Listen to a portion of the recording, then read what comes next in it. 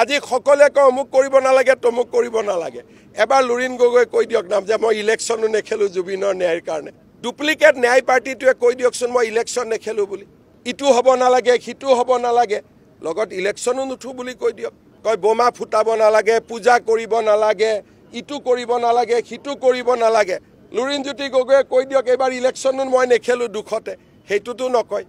এই গোটেই ডুপ্লিকেট যিটো ন্যায় পাৰ্টি তেওঁলোকৰ লক্ষ্যটোৱে হ'ল ইলেকশ্যন কিন্তু আমি হৈছো অৰিজিনেল ন্যায় পাৰ্টি জুবিনদাৰ ন্যায়ৰ লগত ইলেকশ্যন খেলা নেখেলা কি সম্পৰ্ক আছে মই বুজি পোৱা নাই এইটো এটা প্ৰমাণ কৰে আপোনালোকক ইয়াতকৈ আৰু কি ডাঙৰ প্ৰমাণ লাগে ৰাজনীতি কোনে কৰি আছে নিৰ্বাচন খেলা নেখেলা ভোট ৰাইজে দিয়া নিদিয়াৰ লগত জুবিনদাৰ ন্যায় প্ৰতিষ্ঠাৰ সংগ্ৰামৰ কি সম্পৰ্ক আছে মুখ্যমন্ত্ৰীৰ এই কথাই প্ৰমাণ কৰে যে হিমন্ত বিশ্ব শৰ্মাই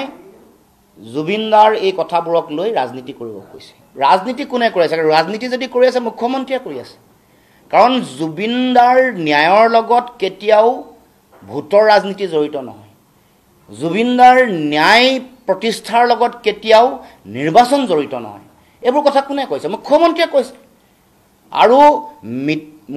জুবিনদাৰ নশ্বৰ দেহটো গ্ৰহণ কৰাৰ দিনটোৰ পৰা সময়কণৰ পৰাই তেওঁ ৰাজনীতি কৰি আছে ৰাইজেতো দেখি আছে ডুপ্লিকেট ন্যায় বিচৰা পাৰ্টি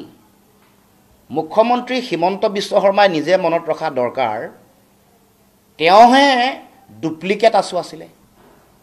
তাৰপিছত তেওঁ ডুপ্লিকেট আলফা হ'ল তাৰপিছত তেওঁ ডুপ্লিকেট কংগ্ৰেছী আৰু মই আজিয়ে কৈ থৈছোঁ সময়ৰ ইতিহাসত এইটো লিখা থাকিব হিমন্ত বিশ্ব শৰ্মা ডুপ্লিকেট বিজেপি হিচাপে প্ৰতিষ্ঠিত হ'ব এইটো স্পষ্ট গতিকে ডুপ্লিকেট কোনে কৰিছে কোনে মিছা কথা কৈছে আৰু কৈছে যে মই বোলে মিছা কথাৰ মেচিন হেনো তেওঁ গোটেই জীৱনটো মিছা কথা কৈ কৰিছে তেওঁ মিছা কথাৰ তেওঁ মেগা ফেক্টৰী এটা মুখ্যমন্ত্ৰী ডাঙৰীয়াক কৈছোঁ আপোনাৰ আৰু বহু কথা ক'বলৈ বাকী আছে কোৱা নাই কাৰণ আমি লাহে লাহে কৈ আছোঁ আপোনাক চাই আছোঁ আপোনাৰ গতিবিধি আপুনি ক'লে গ'ল যিদিনাখন জুবিনদা মৃত্যু হ'ল মৃত্যু হোৱাৰ পিছত ক'লে গ'ল কি কৰিলে কি নাই এইবোৰ চব ক'বলৈ বাকী আছে এইবোৰ কৈ আছোঁ আপোনাক ৰ'ব দুদিন দিয়ক ধৈৰ্য ধৰক আপোনাক ৰাইজে গম পাইছে লাহে লাহে আপুনি কি হয় কি নহয় কৈছোঁ নহয় গতিকে আপুনি অলপ ধৈৰ্য ধৰক আৰু যদি আপুনি মানসিকভাৱে বা